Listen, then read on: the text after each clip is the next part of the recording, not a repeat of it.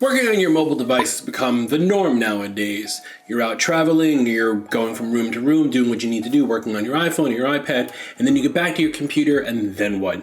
How do you take what you're looking at on your iPhone to your computer? Well, on a Mac, it's built in something called Handoff. What it allows you to do is actually open up whatever you're looking at on your phone on your Mac. Let's first enable it and see how it works. First thing you want to do is make sure that it's enabled. So go to your Apple menu, System Preferences, General, and make sure that Allow Handoff between this Mac and your iCloud devices is enabled.